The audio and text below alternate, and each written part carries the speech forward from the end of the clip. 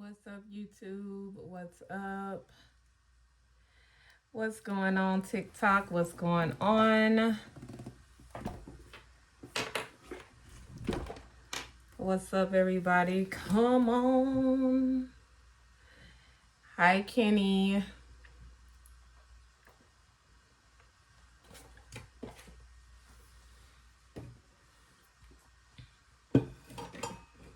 I'm gonna give people a few minutes to get on in here, a few more minutes to get in here. And we're gonna go ahead and get started.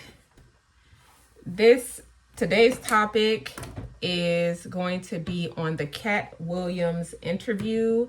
Let me just get some housekeeping out of the way. Hey, how you doing? Let me get some housekeeping out of the way.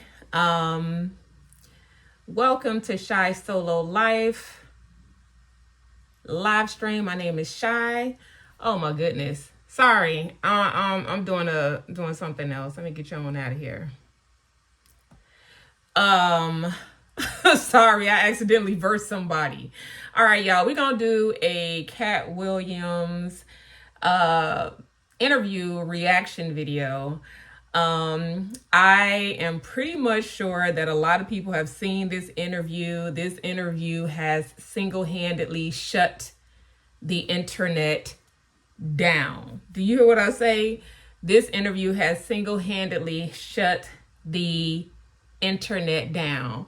It has people reacting that you have not seen surface or do any type of comedy or stand up for a very long time. You got people phoning a friend. You got people, pulling out that little black book, reaching out to people that they worked with years ago, like Ricky Smiley. He called up one of his friends, his ex-agent that used to work with him, and he wanted to, get some support from him as it related to some of Katt Williams' accusations or some of the things that Katt Williams said. Katt Williams. Hold on, let me see what you said. So one of the comments said, Katt Williams been doing this. He's been telling the truth. Absolutely, he's been telling the truth. I love me some Katt Williams, and I'm supposed to really be non-biased. But I ran up on this video, and when I say I was not ready, honey, I was not ready. I was not ready. This is one of those interviews, baby. You better fasten your seatbelt, okay, before you get started. You gotta make sure that you sat down and you got yourself prepared. I was not prepared for this interview, okay? I was not ready. So we're gonna get into it, y'all. We're gonna talk about it. Katt has literally right now, I think the video is at 38 million views, okay? 38 million views. That is more than Cedric the Entertainer, Ricky Smiley, and Steve Harvey's interviews combined, okay? Yes, he shook the internet. He got people shaking, baby. He got people shaking. They don't know what to do, honey. Like I said, they are calling a friend. We have people that have reacted to this video, such as Ricky Smiley, Cedric the Entertainer, Kanye West, one of the most recent people to go ahead and respond to the interview, Mike Epps, P. Diddy, Puff Daddy, whatever his name is. This week, I think he needs to sit down and shut up because he got too much going on, honey. So he needs to sit down, okay? Snoop Dogg recently responded. Of course, Steve Harvey has responded. So we're going to get into some of the commentary. I'm going to probably have to split this up in two parts. If you have not already followed my YouTube channel, it is on the screen right there. I am live on YouTube as well. And we're going to get into it. Let's pray. Let's pray that the technology gods be with me today because I'm trying something new. So we're going to see what's going on. He said, I took shots on how many times Shay said, come on, Katt, okay. Look, he didn't know what to say. Shay did not know what to say. Normally, he cut his videos off around an hour or something like that. He let Katt go ahead. Because Katt had to get it out, baby. He had to say what he had to say, okay? So let's go ahead and play the intro. This is a great way for me to do my mic check. Make sure y'all able to see me. Give me a thumbs up in the chat if you are able to hear properly, and we're going to go ahead and get into it. This is the other side of Kirk Franklin prank. This is the reckoning. Let's see. Is it playing? Hold on. Let me get reconnected to my AirPlay. See, that's what I was talking about. All right. Let's go ahead and get reconnected. But in the meantime, in between time, while we get reconnected, I got my cup here. Y'all grab y'all cups, okay? Because we about to sip us some tea. We are having us some stress-free kava up in here. That's what we getting ready to have. Honey, this interview had me shook. I was like, oh my God. If I don't give a fuck was a person, they name is Katt Williams, okay? Katt Williams is, but he always been that way. And that's what I like about him. You know, I love that about Katt because, you know, even in his stand-up, he didn't care. You got a drink? Okay. He did not care how many people got upset. When he talked about Michael Jackson, he didn't care. When he talked about R. Kelly, he didn't care. He didn't do none of that. Hey, Daria. He didn't care about none of that, honey. He was like, I'm going to tell the truth, nothing but the truth, and that's it, okay? So we getting our tea ready. Get whatever you got to get ready because we're going to dissect this thing. Hopefully it's connected now. Let's see. I hope. I pray. All right, let's see. This is the other side of Kirk Franklin prank. This is the reckoning. 2024. All my life, grinding all my life, sacrifice, hustle, baby. Mic check. Can y'all hear it? That's why all my life, I've been grinding all my life. All my life, been grinding all my life. Sacrifice, hustle, baby, price. Want a slice, not to roll the dice. That's why all my life, I've been grinding all my life. All right, we're going to pause it. Hello, welcome to another episode of Club Shay Shay. I'm your host, Shannon Sharp. I'm also the proprietor of Club Shay Shay, the guy that's stopping by for conversation and a drink today. Ladies and gentlemen, you're going to love him. Some call him the greatest, one of the greatest comedians, dead or alive. One of America's greatest entertainers, one of the funniest men on the planet, world-renowned, multi-talented, a comedy legend. He's the top touring comedian selling out arenas. He's a hilarious storyteller, Emmy award-winning actor, voice actor, rapper, writer, producer, director, icon, genius, a national treasure, philanthropist, humanitarian, social activist, a father, one of the great funny men of our generation and any generation, Mr. Katt Williams. All right, y'all ready? Hold on, wait. You know, before we get started, let me go ahead and pour my tea now. Like, we got to go ahead and get this thing started the right way. Y'all got y'all tea, baby. Listen to that pour. Let's get into it, all right? We ain't faking over here. All right, let's get it. Y'all ready? Thank you, sir. That was magnificent. You are magnificent at intros, and you did not skimp on mine. I appreciate it. Appreciate that. You know, anytime you come to Club Shay Shay, we have to toast. Yes. Bro, you've been doing it. I mean, you're one of the top one of the top touring comedians of all time. You already got started before we started taping. I did. Appreciate that. Tell the people at home. I thought they was lying, and yeah, this particular alcohol is stronger than you think it would be, probably by about 2, and unbelievably smoother and milder by the same maybe 30% than you could possibly expect. And unlike cognacs the world over, this one doesn't taste like wood at the end, and it doesn't taste like it's got artificial colors, and it doesn't taste like it's got artificial flavors. It's a fine product. He's a connoisseur. You can tell he's a cognac connoisseur. He understands the method that goes into making cognac. Right. Well, as a comedian, you get free drinks at the club. So all comedians either turn out to be connoisseurs like myself, right, or straight up and down alcoholics like 60% of Hollywood.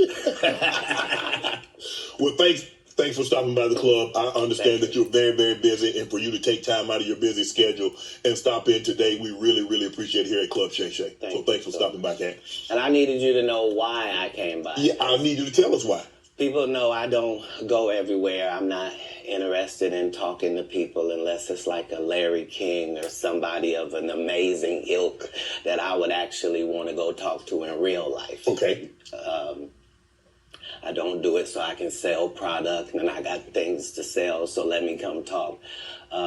You have a great product here, and as a fan base, we love the attention that you spend on the guests. We love how much work you've done, how well you know them, how prepared you are. The same things that we liked about you in football. You brought that on over to here, and that's why it resonates. And the reason I had to come is because you made a safe place for the truth to be told. You know what I mean? Thank you. I appreciate and that. I have watched all of these lowbrow comedians come here and disrespect you in your face and tell you straight up lies. All right, so we're going to pause it right there. Look, Katt did not hesitate, okay? We are what?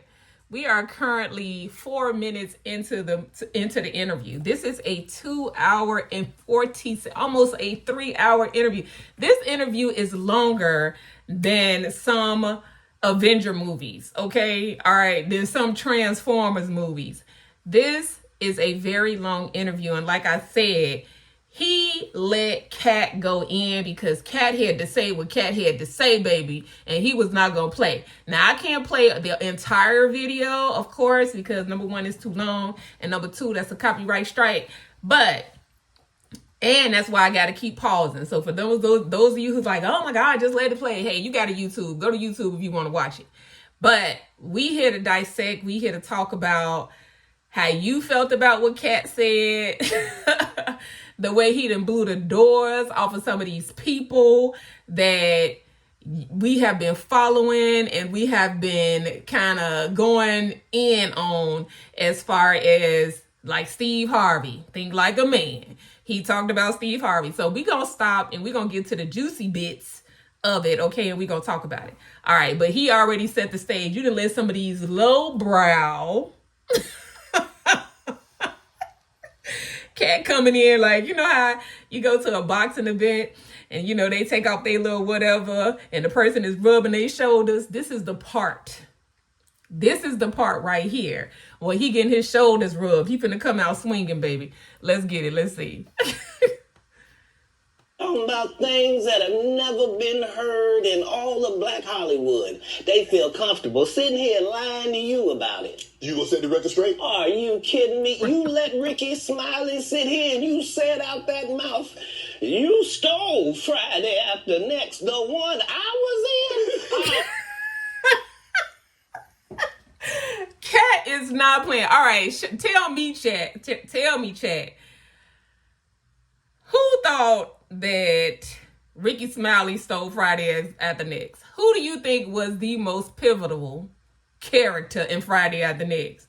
Like, I love me some Pimp the Pimp. He was very serious. He was very serious. He was not playing the radio. He said, the one I was in? We gonna get some more into it, but chat, put your feedback in the chat. Let me know who you thought kind of left an impression on you on Friday After Next. Whether it was Money Mike or the Santa Claus. I mean, they was both funny equally. But for somebody to say he stole the show, I'm sorry. Money Mike had it. Money Mike had it. I'm sorry. But if you disagree, put it in the chat. We gonna sip some tea. I wish all of America fumbled a bit when that happened. And then he said some stuff that we haven't heard in 100 years in Hollywood. You ain't say nothing. This man told you he had Katt Williams' role. He was gonna be Money Mike. And Katt Williams was gonna be the Santa Claus. Now let's Three quick points. You mean in Hollywood they cast a 5'5" black Santa Claus that weigh 145 pounds? That's your story. Your story is the Ricky Smiley that couldn't even do curse words because he had a Christian fan base. He was gonna play the pimp. Why you didn't ask him why has he played a woman in more movies than he's played a man? Ooh. Well, I didn't. He shots fired. You wouldn't let an athlete that been on steroids talk about one of the greats. Ricky Smiley can't act because Ricky Smiley can't act. Ooh. He told you the story. I agree with him on that one. Katt Williams cannot. Ricky Smiley, he was good on Comic View, baby, but all that he think he could do, I can't even tell you a role that Ricky Smiley has been in other than that role. So for him to say that, yeah, no. Sorry about when the movie came out. Where did he say he watched it? At home. He wasn't even at the premiere. You telling this man you stole that. Oh, so he could get his name in the same sentence with a great one. It is sad. He was just that bitter when we were shooting it. He told everybody, it should have been my role. Everybody on the scene. Why do you think no cast member has ever said anything? He couldn't have played that role like you. I thought he was... Sir, no one... Why no... He was with KD? He beat up Terry Crews? Why nobody know this story? You talking about in Hollywood, they switched off roles. You take this and he... What? So Ricky Smiley knows this, and I don't know why he would lose a child and come on the air and start lying. That's why people believe. All right, so this is where Katt lost me, and this may be an unpopular opinion. He lost me right there. He lost me when he said, just for a minute, I came back, but he lost me when he said, why would he lose a child and then come on TV and lie? He could have completed that sentence without bringing in that man's child. You know what I'm saying? He could have said what he had to say, but not mention this man's child passing away. I felt like it was an irrelevant part of the conversation. It was unneeded. And it was a low blow. It was a low blow. And it just was unnecessary, in my opinion. So that's one of the things I didn't like about the interview. And I'm sure he was just kind of thinking out loud. But that's the one thing that I did not agree with. Even rituals right there is because, well, why would he lie? I don't know why liars lie. But I can tell you this. We auditioned in Los Angeles. Yes. I was audition number 201. 200 black comedians auditioned for the role of Money Mike with me. You're saying all 201 of us was auditioning and you had already had the role and had already shot the role in 4 days? The truth of the matter is, the Money Mike in the original script got raped in the bathroom, and that's what Ricky Smiley was okay with. Katt Williams had to take the risk in front of the studios and the cast and our powers that be in his very first movie and say respectfully, humbly, guys, if we're talking about anything else, I have no credibility and I have no pull. But we're talking about comedy, right, where I have all the credibility and all the pull. The problem with... All right, let me pause it right there. So Ice Cube has responded to this portion of the interview. Ice Cube has come out and said that never, ever in the script, not in the script, in the scene, same thing, script, scene, all that stuff, that Money Mike was going to get raped in the bathroom. Like, that was never in the script. He lied. Exactly. Because if anybody have seen Friday After Next, it's alluded to. Like, and I believe, again, you can go and check out Ice Cube's response. I'm actually probably going to cue it up because I think that'll be a great way for us to be able to kind of look at who said what. But Ice Cube just really paraphrased and said, the same thing happened in, what's that stripper movie he had? The movie with the strippers. What was the name of that movie? I forgot. Something. Anyway, He said, what? Oh, he has phobias. So in that movie, the one with the strippers, the girl did get raped. They didn't actually, Players Club, thank you. They didn't actually show the rape, but they alluded to the fact that it happened, right? So that's the same thing that was in Friday at the Knicks. Like when he had him in the bathroom and the pliers and all of that stuff. Yeah, it was gonna happen. So Ice Cube kind of talked around it, but nah, that was definitely gonna happen. Yeah, it was hilarious. And what's so funny is I just watched Friday at the Knicks over Christmas, during the Christmas break. But yeah, just to talk about Ice Cube's response to it. Yeah, that was his response. His response was, oh, I would never write that into a script. Oh, I would never, da, da, da, da, da. Yeah, but it was alluded to. You indicated that that's what was going to happen. Right after next is, we're trying to make a classic comedy. And this comedy involves a rape. And rape is never funny, no matter who it happens to or what the circumstances are. If you would allow me to allow us to do this movie without a black man getting raped in it, I promise you that it will be twice as funny as it would be with him getting raped. Mm-hmm. So considering that's the real story, why would you bring up that story? 35 members of the cast and crew have never brought up that Ricky Smiley was going to play Money Mike. No one ever saw me put on a Santa Claus suit. We got a wardrobe department. They made a Santa Claus suit for me. Why that wasn't in the bloopers? Why? And here's the other thing. Everything that Money Mike said, Katt Williams wrote. So what Ricky Smiley say on his? You can't say my lines, I wrote them.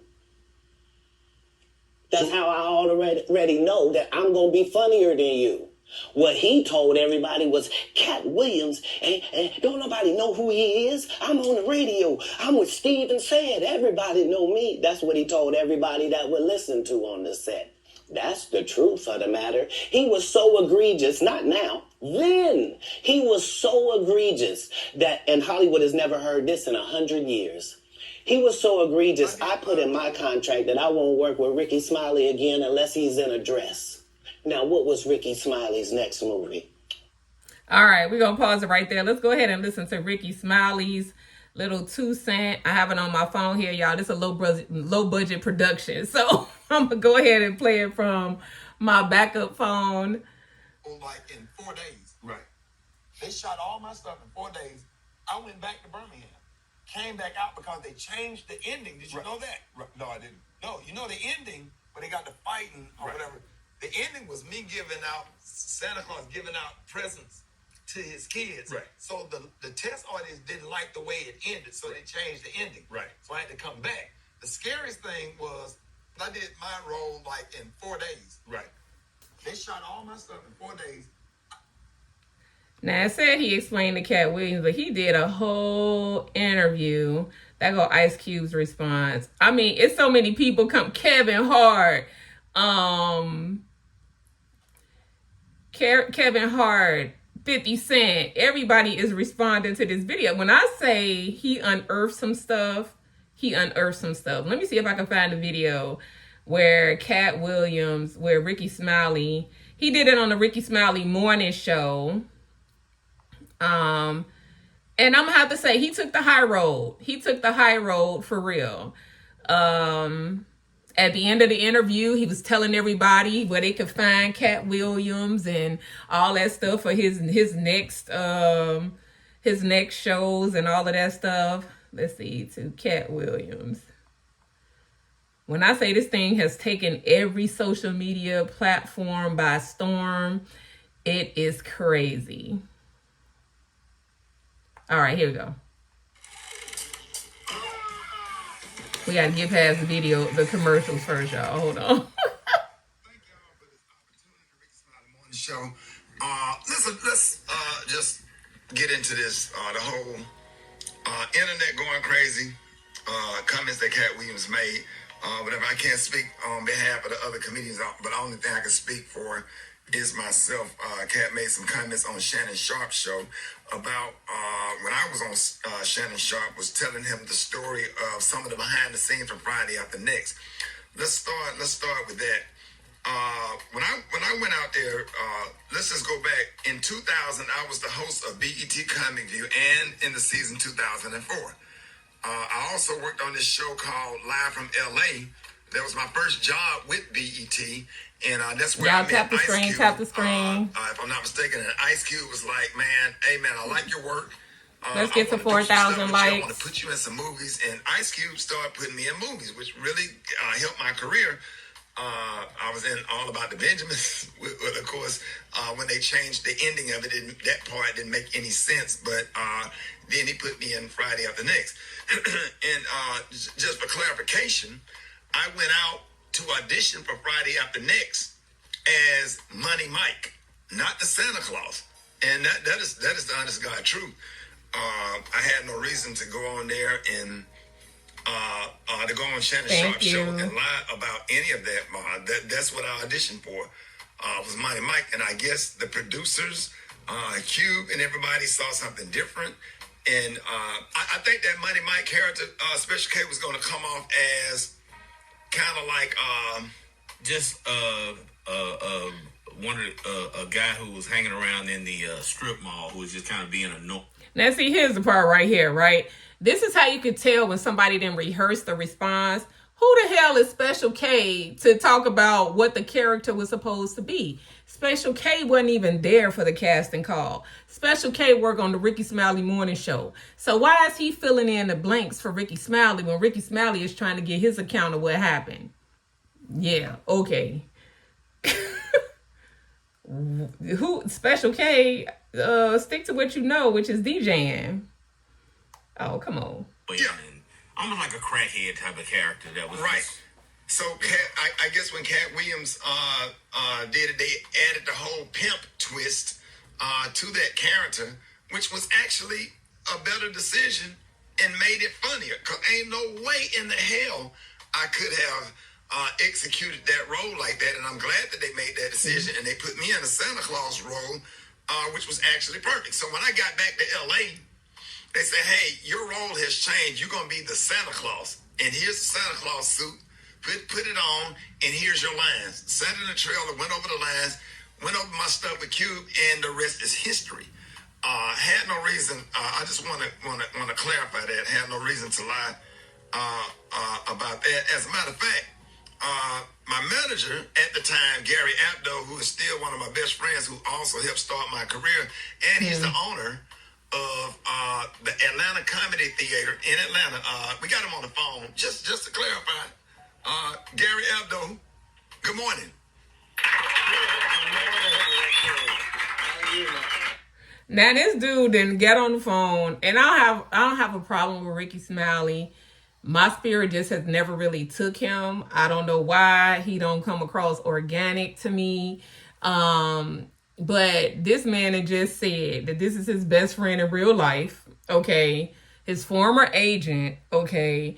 And he had him queued up on the line. So again, I don't know that I believe what it is that you have to say. We're going to hear a little bit of what he has to say, but I really think that it's irrelevant. We're going to get back to the interview. All right, let's hear what Gary Abdo has to say. Oh, I'm good, man. Just for clarification, you was my manager at the time. We went to LA together for the audition. Cube wanted to see us. What is your version? Yeah, well, we're old, and that was 23 years ago. So, our memories are what our memories are. You went out, you auditioned, they wanted you to play Money Mike. That was the sides that they had sent. The sides are the portion of the script for the part they want you to play. Those were the sides they sent. That was the audition you did. They said, "Great, we want you to play this role." My recollection is you had to go back and read for the execs from the studio one final time. And the night before that, we got different sides, and they said, no, we want you to play this role. And we didn't understand it. You know, we really were. Okay, so did Katt Williams lie? Where's the lie? Where's the lie at this point? Because all he said is that Ricky Smiley said he got the part of, yeah, he did not lie. You know, it's like you said, people memories are what people memories are, but let's keep it 100. It is not like you can't remember something that happened 20 years ago. Like, stop it, okay? So yeah, people memories are what they are, but unless you got 100% stamp of approval when it was time to go ahead and start filming, you did not have that role. You auditioned for that role, but you did not get that role. Those are two different things. And if you're telling Shay that you had that role and the role was yours, that's not correct. So let's fast forward to the end of this where, because they kept going, kept talking about it. That's comedy genius to me. That shows your versatility. Didn't even really talk about the decision. Comedy special. So the statement about Ricky Smiley is not funny. I've been sold out since '97. That part.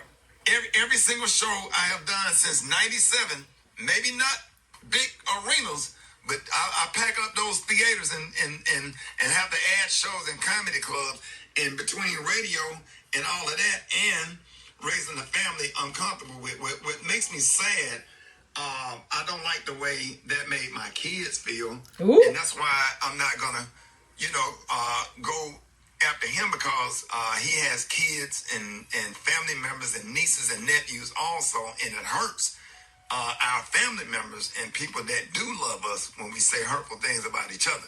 So we want to wish Katt Williams the best. Or whatever. It ain't nothing but love over here just because we don't agree.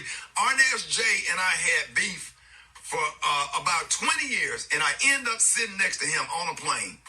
And when I saw him, I couldn't do nothing but grab him and hug him.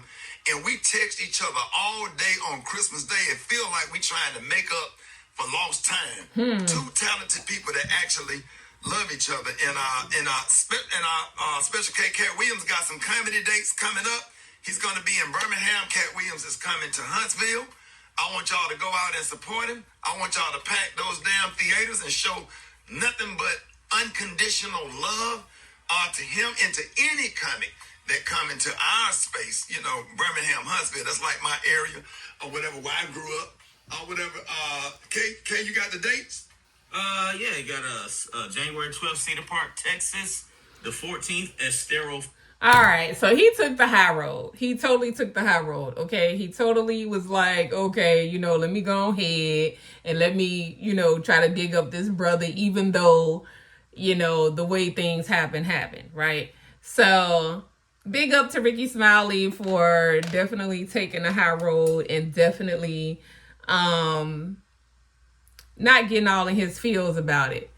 He didn't even mention it. No, he didn't. He said that's not something you forget. Exactly. It's not something that you forget. But he took the high road. He was like, you know what? I'm going to respond, but I'm not going to respond to the place where you going to make me, tit for tat, like he said. And they do have kids, as Katt mentioned, he got 5 boys. I did not know he had 10 kids. Like, when did that happen, Katt? You got 10 kids, darling? But he got 5 girls and 5 boys. And just really looking at grand scheme. Yes, they're comedians. Yes, he's telling his side of the story. He's telling what's going on. But ultimately, their kids are impacted. So, yeah, I respect them both. Like, ain't no shade here. Ain't no shade. It's just, again, we reacting to what Katt said. People are doing this across social media. So, we doing it too. Okay, so let's take a look. And I don't normally do this kind of content on my page, but I love me some Katt Williams. And I love everybody, well, not everybody, some of the people that he talked about. And, as the people, we just want to know the truth. So that's why I think it's such a hot topic right now, because people just want to know, okay, what really happened? Like, I don't want to hear all this and all that. What really happened? All right, so let's get back to Katt.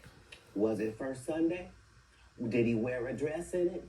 You get a light-skinned, weird-faced wife. Did it disconnect? Oh, God. Why does thing keep disconnecting? Hold on. Won't do an interview. Nobody's ever talked to her. And that she's never been interviewed anywhere. And now, understand, I'm not talking about one person. What I just told you applies to 7 people. Let's see. I told you technology was not going to agree today. Side. Oop. Think it's trying to catch up. Hold on. Let's see. But in the meantime, let me sip some tea. I think it's cool enough now. And this is not a Stanley cup. This is an Eddie Bauer cup that I got from Ross. Okay. So I don't know how much Stanley cups cost. I think they're pretty expensive. But we're not doing that over here. All right. Let's see if it's going to play. It's thinking, y'all. You see it spinning back there. He said, "You're doing good. Thank you. I appreciate you." It's the technology piece. Like... That is definitely, I just was going to do audio at first. And then I was like, no, we need a visual. Let me see if I can get it straightened up. Oh, come on. And that's the one thing with being live. It's like I could have paused this if I wasn't live and kind of started all over, you know, or edited it out. But we live. Did you watch the interview, Robert?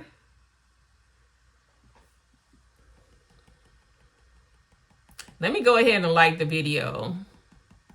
Let me go ahead and like the live. You didn't watch it? Oh, so this is the premiere for you. It says it's connected. Let me see.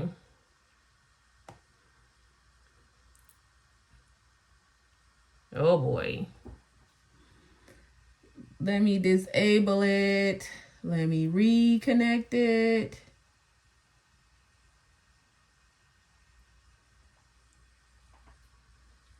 I said that at the very beginning. I heard you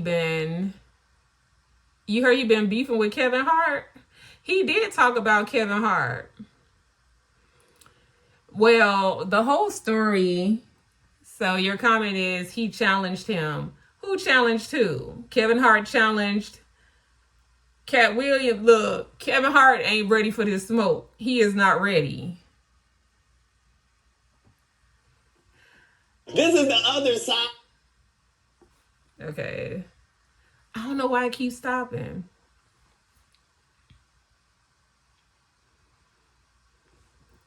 Katt challenged Kevin.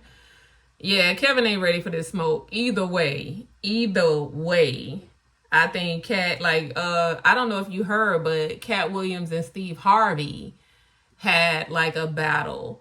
And he clowned Steve Harvey, okay? He gonna talk about it in this interview.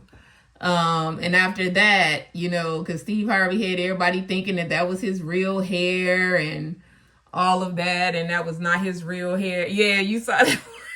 Yeah. So, he is not to be played with.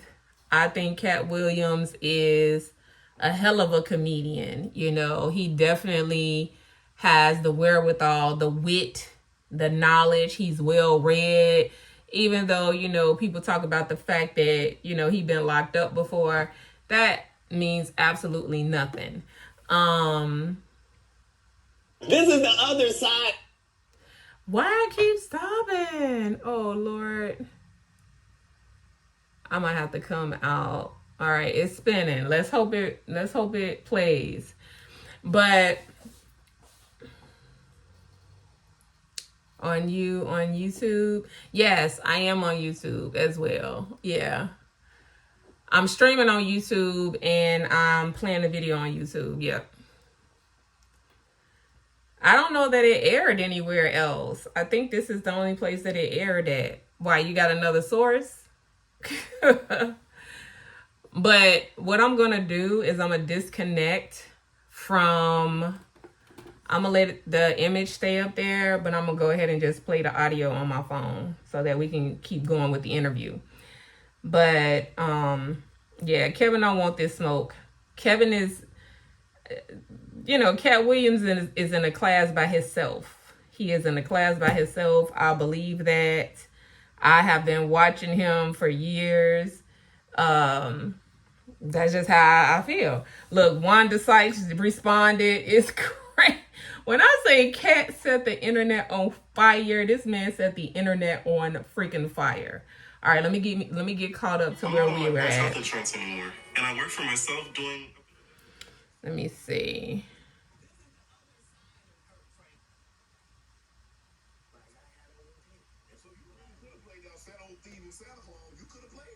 All the black comedians that were more famous than me, there was 300 of them on the list, and I had to. So my comedy upbringing. Let me see. I think I was at like.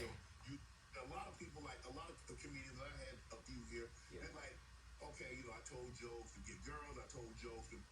But Katt, for you to get on stage, and like I said, a lot of people, like a lot of comedians, I had a few here. Yeah. They're like, we gonna improvise. I told jokes to get girls. I told jokes to get people to laugh at someone else. Yeah. But you is like, you say you did comedy one time in Florida. Yeah. And you had this other opportunity, like in Oklahoma, that they were going to take you out if you won the talent show. You were going to go on the road with these well-known comedians. And I did. But I'm just saying, how in Florida at 13, 14 years of age, you're like, 16, I can do that. Well, because I knew that there were a lot of other things I could do. Like, when I looked at drug dealers, I thought I could do that. Yeah. You But see that's what I'm saying? easy. So, right. And who doesn't like that? I'm trying to figure out. Tiffany Haddish, yeah. But now that I got to do it on this side, but no, your question was, when did I think I was funny? I never was my biggest fan. To this day, I'm not the biggest fan. I'm a fan of comedy. I like great comedians. Like, I like Chappelle. I like Patrice O'Neal. Like, I like the greats of comedy because I do. Like, I like Ron White. I like Bill Engvall. Like, I know comics. Like, people that did the craft, they raised me. I was touring with Steve Marmel and Richard J. All right, so these people are the people he named. And so a lot of people said, oh, he came for everybody. No, he did not come for everybody. He came for the people that came for him. And that's what it was. And it's a fact-finding situation where he's saying what he has to say. But I agree. Like, I love me some Dave Chappelle. Dave Chappelle is another. If I don't give a fuck, it was a person, it would be Dave Chappelle and Katt Williams, okay? So let that be out there. Katt Williams and Dave Chappelle have never. I was just watching a Dave Chappelle special earlier this morning, the one that's on Netflix, where he came right out the gate talking about the LGBTQ community. And it was like, Dave don't give a damn. Like, he's gonna be Dave Chappelle no matter who say that he could be Dave Chappelle. Katt Williams is the same thing. He gonna be Katt Williams no matter who says he could be Katt Williams or not. Like, he don't ask people permission to be who he is, and you can't do nothing but respect that. He said the alphabet people. Yeah, it's like, and I don't knock anybody. I don't have anything against anybody. Hey, if that's your lifestyle, that's your lifestyle. Have at it. But the point I'm trying to make is, like, they gonna let their opinions be known, and they don't care about the repercussions of it, because there is some such thing as freedom of speech. Like, it is. So at the end of the day, I respect them. So no, he didn't come after everybody. Some people were safe. And I think the long list that he just mentioned, plus some additional people he talked about as well. All right, let's keep it going. A real journeyman. So my comedy upbringing was standard. I thought you had to work all night, every night, all around the country, and you had to write jokes, and that you were trying to write jokes that other people weren't He said, and that your job I couldn't do stand-up anymore. I had 17 It finally caught shows. up. I said he didn't have any of those TV shows at the time. I know you talking about Cedric. Joke stealer from Cedric. Cedric. Okay, You so, had said that okay. 2018, 2019, but it came out in 2000, so I just want to make sure. Okay, no. What comes out in 2000? The original Kings of Comedy. Right. I'm on BET's Comic View, and they're using this as the commercial in 1998. Okay. That's why I'm saying, yeah. So if I said the dates wrong, let's go ahead and clear that up. Okay. You said, I had Cedric on here, and I asked him about the joke stealing, and he said the timeline doesn't add up. Correct. To that point, you say. Right. So he thought that I was just a no-name comedian and that he could take this joke and nobody would know. Right. The issue was that I had already done this particular joke on BET's Comic View twice. Right. It had done so well on BET's Comic View that they had made it part of the commercial. So part of the commercial of make sure you tune in to BET was you seeing me doing this joke. Right. And this joke is one of those jokes in comedy where you set it up and it takes a little longer to set it up, takes about 3 minutes. But then you're just hitting them with jokes after that because you don't have to set it up. Right. Mark Curry had already helped me work on this joke because I thought it was good because I was getting a standing ovation on it. He had me go back in the lab to help me craft it to be an even more powerful joke. So this is not just a random joke. This is my very best joke, and it's my last joke, and it's my closing joke. Okay. 1998, I'm doing this joke. It's on Comic View. Cedric comes to the Comedy Store. He watches me in the audience. He comes backstage. He tells me what a great job I did and how much he loves the joke. 2 years later, he's doing that as his last joke on the Kings of Comedy. And he's doing it verbatim. He's just changed my car into a spaceship. It's a video on that on YouTube. Check it out. He apologized for me, so I gave him a pass for a decade. Why would you sit here and be like, I saw Katt 30 times. It is. And Katt didn't do as I stand before you. Thank you, Daria. I would have bust Cedric's stomach. There was nothing that would have kept me from one of these in that patch right there. Like, are you kidding me? Why would you downplay me like that? Why did I give you a pass if you were just gonna lie? And so that's what I'm saying. Like, they're all a group. Cedric, Steve, Ricky, they've been a group. Everybody knows that. They've been aligned. And there are these alliances. They clicking up. They clicking up. If you stand against them, then they sometimes have a problem. But we don't let that change the content because that's all you know me for, is that I'm quite likely to tell the whole truth and nothing but the truth. So help me God. Yep. Can you believe we're this deep into the NFL season? We got to make every second count. That's his little commercial. And I can't skip past it because my screen has frozen. Big bucks. New customers can score 100. I can hear the audio, but I can't see the video. On any matchup. Get in on the action with DraftKings Sportsbook, an official sports betting partner. I had never of the NFL. Watched this channel before now. So I'm going to start watching his channel. New customers can score 150 in bonus bets for betting just $5 on the NFL. Only on DraftKings Sportsbook with code. All right. Hurry up, Shannon. Let's get to your upbringing. Born in Cincinnati, Ohio, raised in Dayton, Ohio. What was Katt Williams' upbringing like? Your parents were Jehovah's Witness. You were a prodigy. You were brilliant. You talked to me that you got accepted to college at 7 years of age. You could read fluently at 3 years of age. So having that kind of knowledge, he's hella intelligent. He's super intelligent. A prodigy. What was your upbringing? How was it? How was life as Katt Williams Crunk coming up?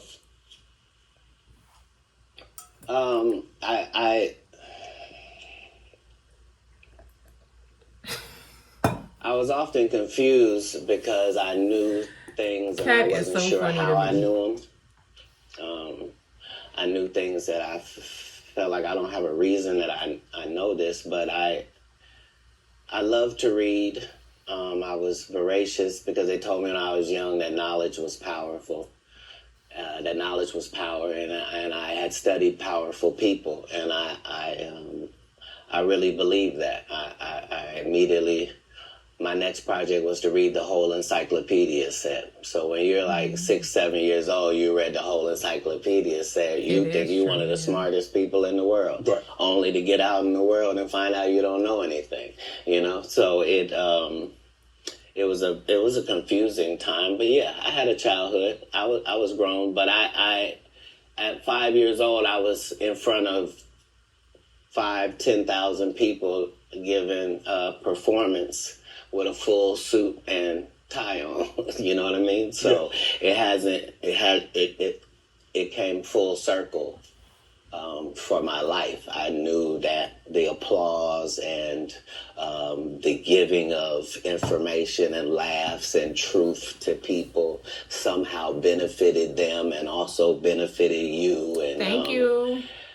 yeah, so when they would ask me what I wanted to be, everything that I would say that I wanted to be was something that didn't exist.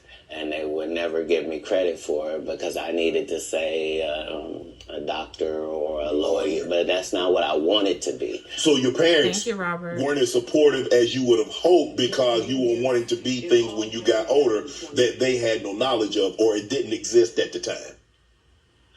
No, it wasn't that. It was. I'm saying I'm almost 100 years old right now, but if we go outside right now, I can run a 4.340 or sub. I can do a 4.16 if I'm. Oh, there's Jimmy John's across the street. We can order a sub. But oh, you been on the submarine? That what you sub? So now I don't even know how this thing is planned because so you got this guy that all the coaches want to play. Man, Katt, don't do that. Hold on, because I'm 5'5". In the look, fifth grade. airplay I've is been not this size even my whole life. connected There anymore. was a portion of school where I was one of the big dudes. Like as soon as everybody caught their growth spurt, I was out of there. But I'm saying I was a competitive. Yeah, I don't even know how that is planned because it's not even connected anymore. So I think it probably buffered in there, but I'm gonna jump to a different part. It'll be me and you. We gonna do it together. In the interview. Hold on, let's see. A comedian that cussed. You were ridiculed. Katt, he did have a good part in the movie, man. And I could tell you how many jokes funnier I was because that's how this man said he was jokes more funny than some people. how it should be. Look, I'm just gonna do it on my phone because I don't want to have to fight with this thing. I have no idea how the audio is still playing. Look, watch this. It's not even connected to AirPlay anymore. Individual, my father was How? an athlete. Like, no, I've been 145 pounds my whole career. That's why I never bothered when they said, your cat's on drugs. I knew, how you gonna prove that?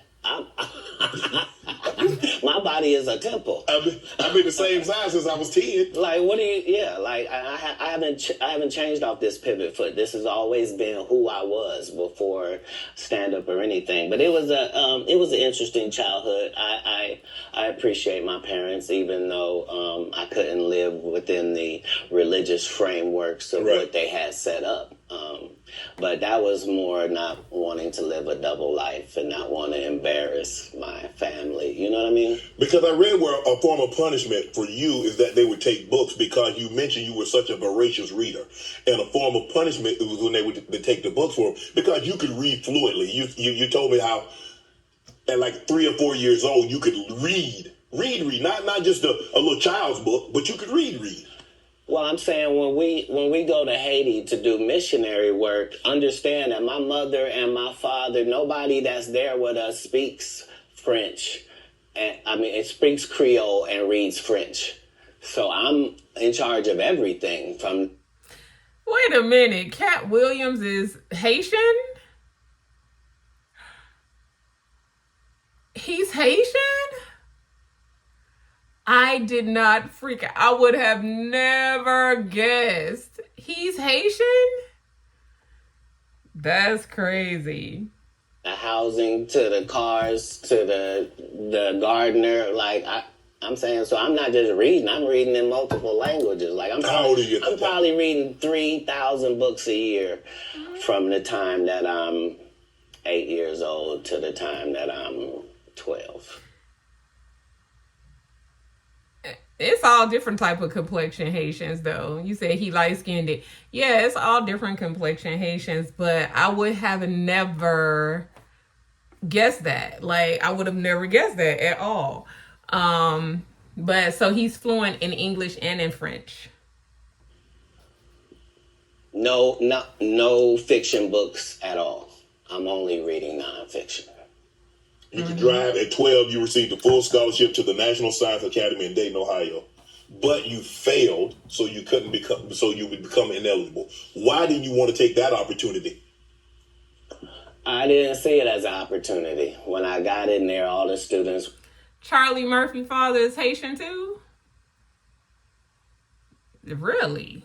Were wearing lab coats, and it seemed very confined and restricted, and nobody seemed like they were. We had 6,000 likes, y'all. Can we get to 8,000? I didn't want that. That wasn't what I was okay. signing up Daria, for. thank you for the likes. And plus, I thought that Jesus was my big homie. So you know how you get a story about a dude joined the gang, and you get a big homie, right? Mm-hmm. Like at this particular point in my life, my thought is that the Bible is the greatest book that's ever been written. Okay.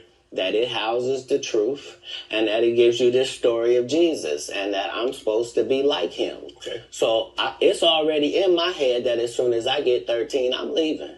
Thank you. You at 13, you not only like, okay, Mom, I'm moving out. You moved from Ohio to Florida on your own. You weren't afraid. I mean, you like, did you? Hold on. So what were you going to do when you got to Florida? Don't say I wasn't afraid. There's no such thing as a human being of not being afraid. Okay. There are certain human beings that understand that being afraid in no way stops you from doing what you got to do. Okay. So I was afraid, but I couldn't be that afraid because I knew what had happened with Jesus. I knew how it worked out. I knew that I wasn't in the wrong with how I was feeling, and I knew that I didn't have any bad intentions in it. Right. So I trusted God that it would work out. Amen. Let's go. Because Amen. If you're raised in Ohio, the one thing on your list is, I'm going to get away from snow, and I'm going to get as far... I want to go. Tell me the place. I literally went to a truck stop and I asked all the truck drivers where That's why I moved from up north. And there was one guy going to California and there was one guy going to Florida, and they told me how long it was going to take. That's why I ended up in Miami. Yes. Because. How'd you get there? You caught a bus? No, I just told you. I was at the truck stop. So you hitchhiked? I didn't hitchhike. I got in the back of the dude's 18-wheeler. Me and my Rottweiler puppy and my suitcase. Yeah, because I probably had $2,500 on me, like I was shoveling snow and cutting grass. Like I always had pockets full of money. When did you make the decision that you were going to leave Ohio and go somewhere? And it ended up being Florida. But when did you know that you were leaving Dayton, Ohio, going to Florida? And my father and I's last interaction,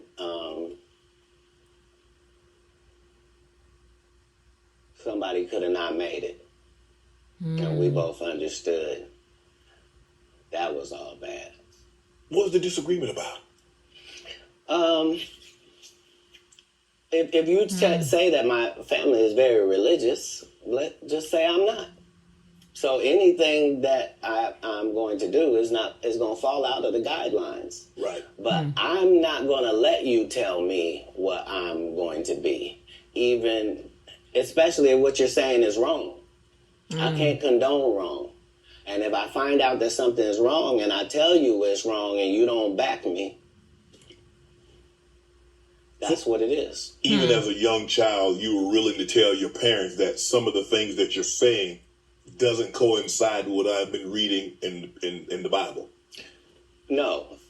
Very simply, don't try to disfellowship me for sexual acts and I'm a virgin.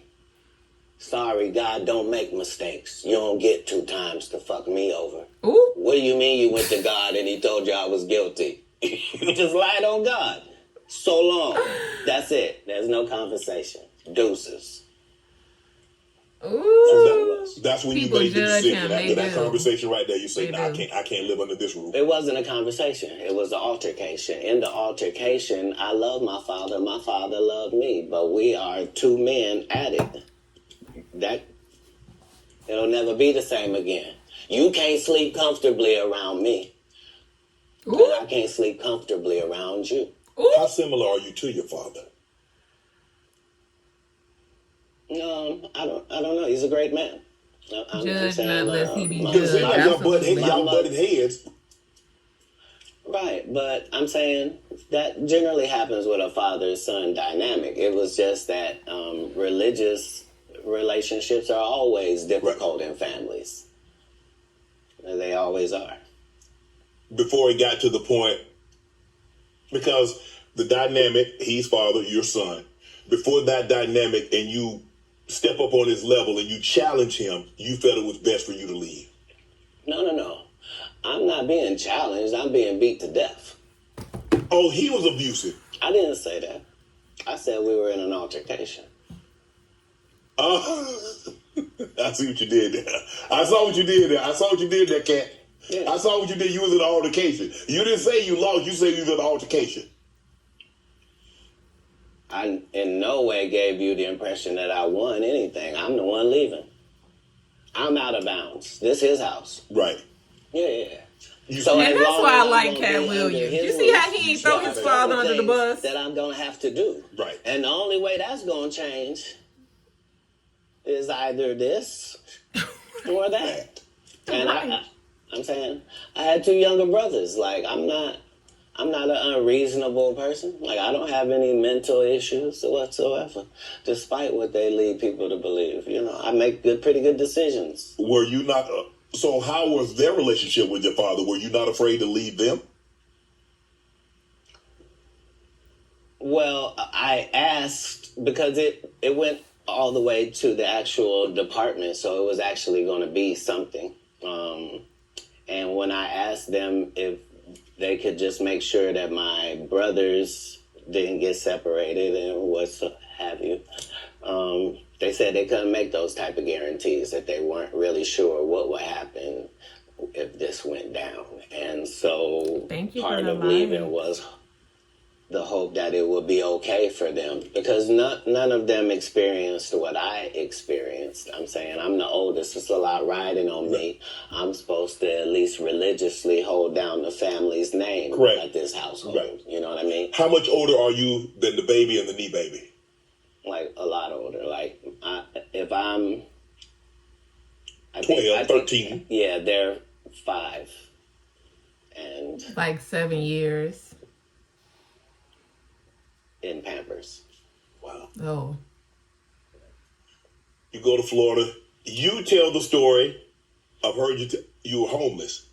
And somebody else told the story, said they were homeless, and you said they hijacked your story. Now I don't. At 13, I shouldn't have to tell you I'm homeless. I'm in Miami, Florida. I have no family members in Florida. I couldn't buy a house if I wanted to. I couldn't get an apartment if I wanted to. I don't have a credit history. Like, this is not a stretch for me to say that I'm homeless. I'm living in a park in Coconut Grove. The park still exists to this day. For 8 hours a day, Coconut Grove is a good area. To the library and study for 8 hours a day to increase my education. And then I would leave out of there and go to the marina and steal car radios and make $2,000 almost daily. Like, I had a routine. So you really could have played that old thief in Santa Claus. You could have played it. No, the Santa Claus wasn't a thief. The Santa Claus, you can't tell me. I read the script. Ricky Smiley told you he didn't read the script. The Santa Claus was a crackhead. He just had that outfit on. That's what I couldn't have played. Okay. Like, I couldn't have played a black guy that got raped in the bathroom. Right. So Katt don't be playing with him. I don't care if you interviewing him or not. He gonna get you straight, baby. Man, this ain't what I signed up for. I didn't experience anything once I left home that I hadn't signed up for.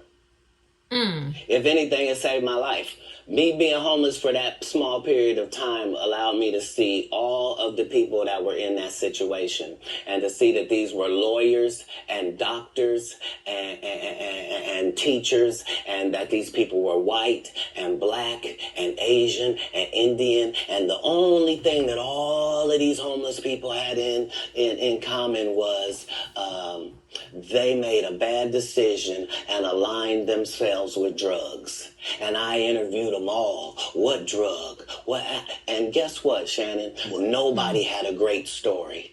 Nobody had a great story of what meth had done for them, what crack had done for them, what cocaine had done for them, what heroin had done for them, what speed had done for them. Nobody had them stories. Everybody's story was, I had my life together. And then I decided to do this dumb thing. And I lost my wife, I lost my house, I lost my cars, I lost my reputation, and I'm now out here sucking penis in the woods. What? Talk about scared straight. You ain't got to worry about me. And that ain't weed or nicotine. You won't see me touching it. I don't want no parts. I done seen what these things can do to people. Anything that take over your free will is the devil itself. Yep. Have you ever thought about what your life would have been had you stayed in Dayton, Ohio? We had 7,000K. Thank y'all. No, that's like asking somebody that's in the NBA for 14 years, like, what would have happened if you didn't come to the NBA? Oh, I shudder to think. I thought it was what I was made for. I thought it was what I was built for. Anybody that knows me will tell you that when they first met Katt Williams, when I was Cat in the Hat, and they tell these stories about how he changed his name. Look, the truth of the matter is Disney sued me. Yeah, I was Cat in the Hat. They sent me a cease and desist letter, and I'm not even making $25,000 a year. And the mega company Disney has sent me a cease and desist telling me I can't use any variations of that name. Fine, I'm Katt Williams. That's all that happened.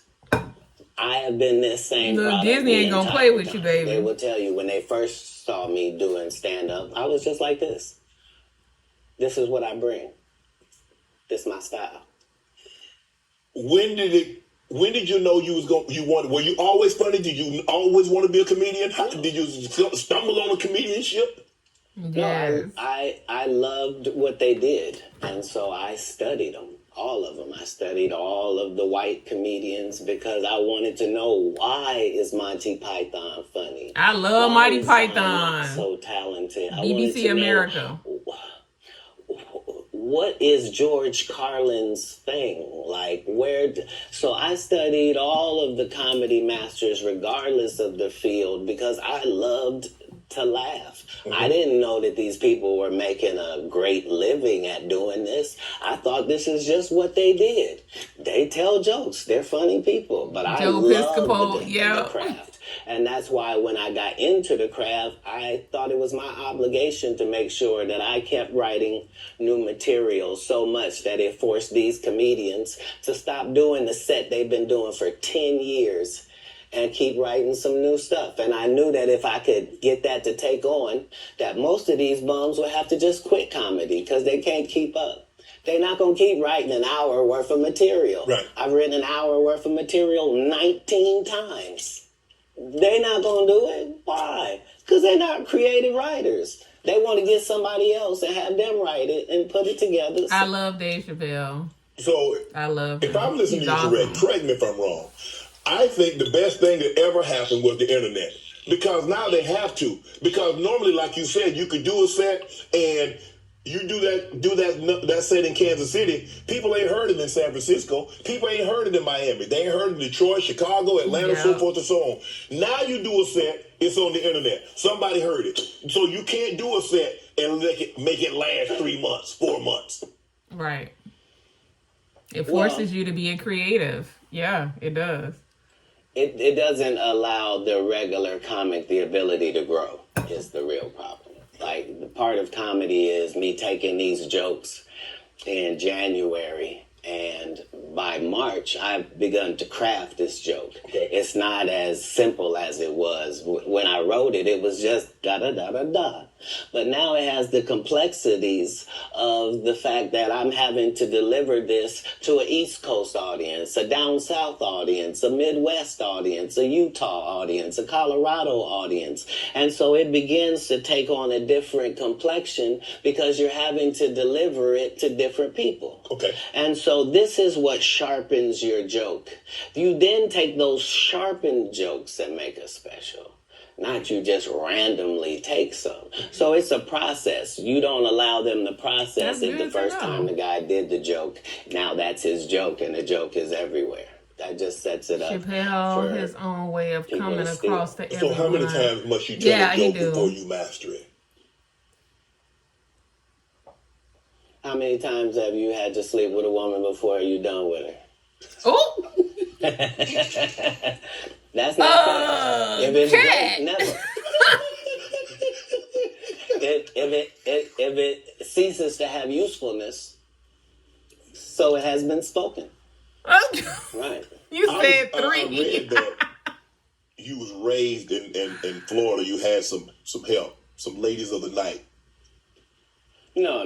That's not true. No, that whole story doesn't the take place in question. Florida. That story takes place in Oklahoma City. Okay. So after I'm in Florida, I then join, I try to join the Marine Corps, and they won't accept me because I'm too young, and I've lied and told them I'm 16 and my family's moving down and I don't have my ID, but it's coming. And so they let me go to the boot camp. That's not going to work now. Okay, so I've learned that lesson. So then I get this job selling stuff door to door. Across the country. And so I've been to all 50 states. Again, I'm 14 years old. So I did that. Yeah.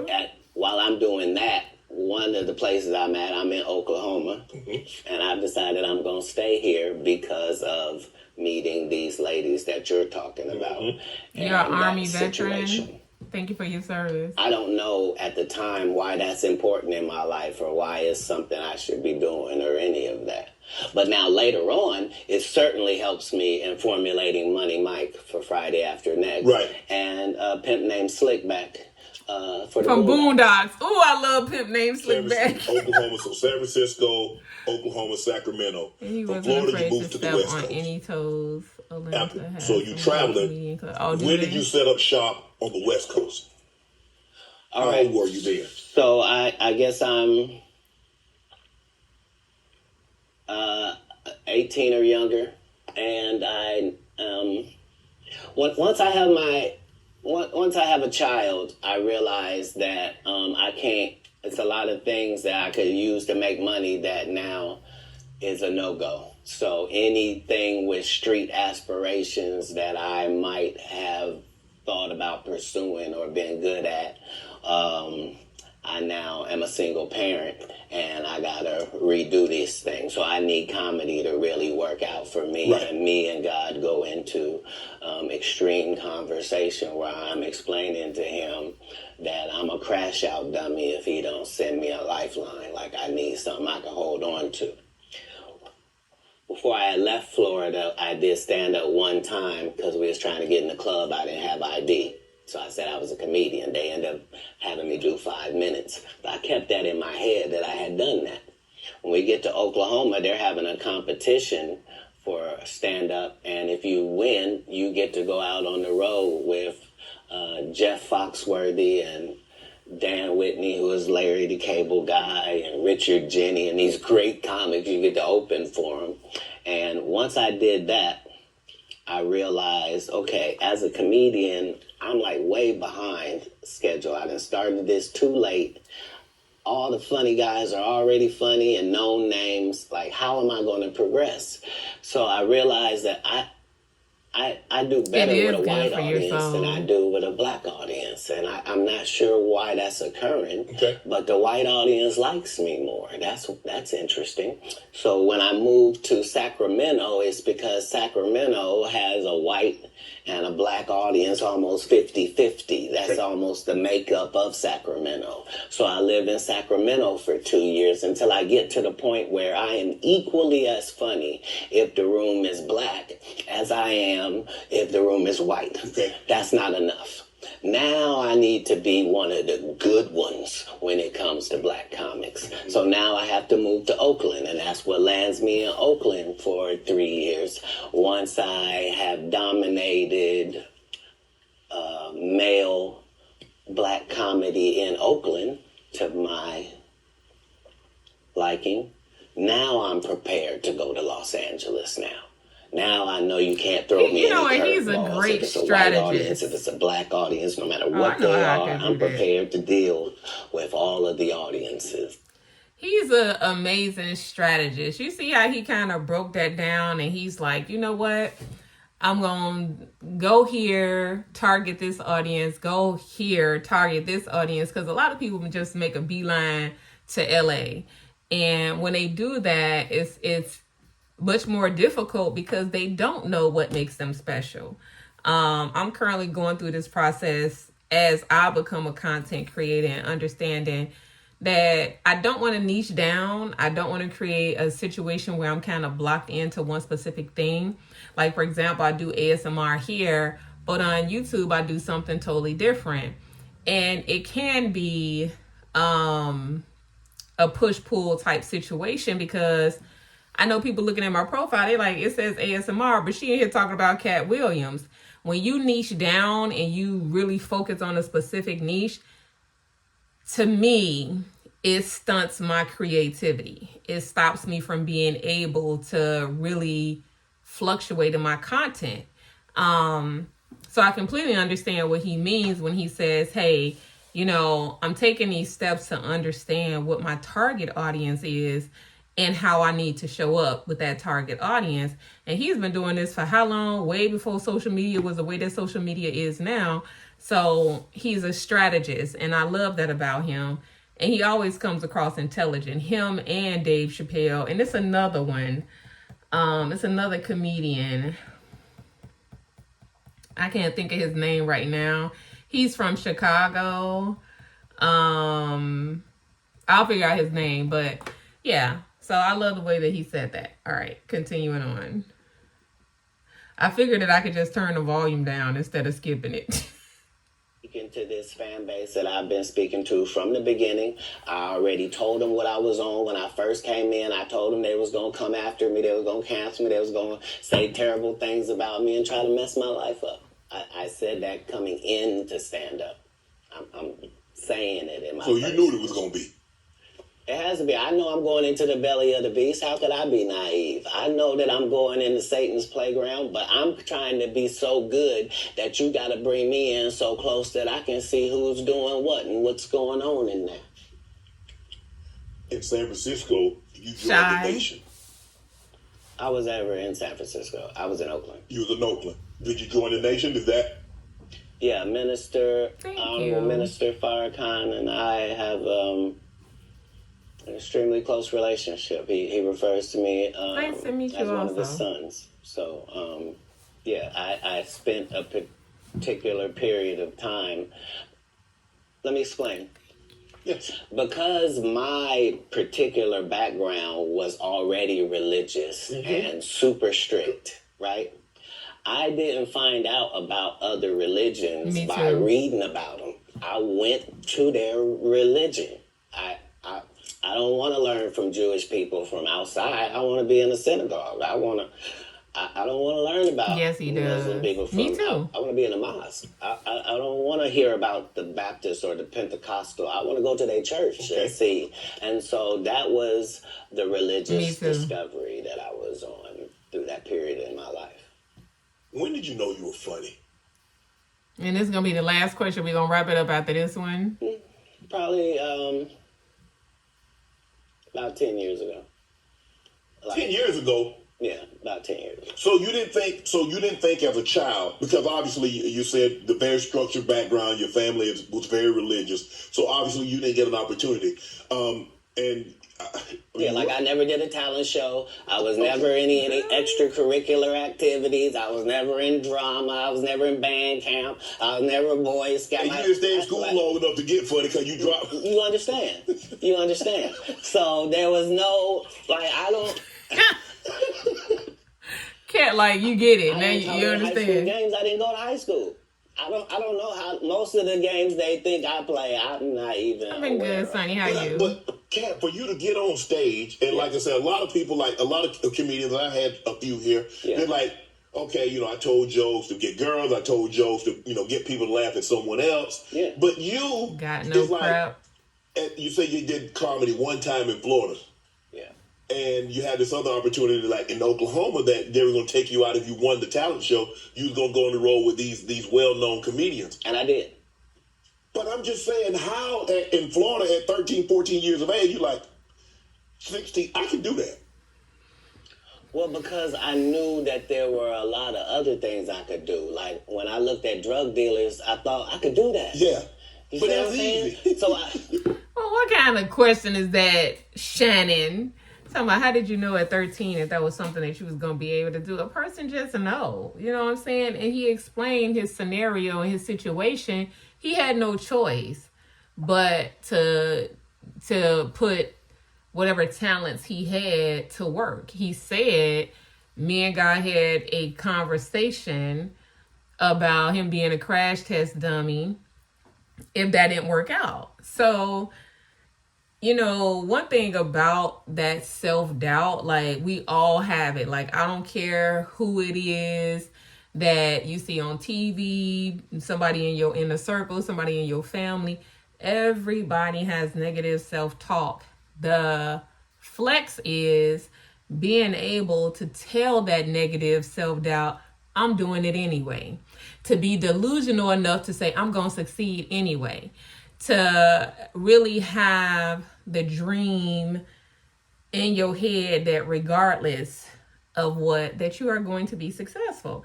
So everybody got self-doubt. Everybody do. So that question of what made you think that you was going to be able to do it, he didn't give it an opportunity to be negative. He didn't plant a negative seed in his head. He was like, I got to do it. Like, it ain't no ifs, ands, or buts about it. So, but that wraps up my part 1 of the Katt Williams interview. First reaction. TikTok, I'm probably going to come back a little bit later. YouTube, I will be back a little bit later. But thank y'all so much for tuning in. Don't forget to like, comment, and subscribe to the channel. It is Shy Solo Life, better known as your curvy cousin. And I'll see you on the next one. Thank you so much for watching, and I'll see you later. See you later, Robert.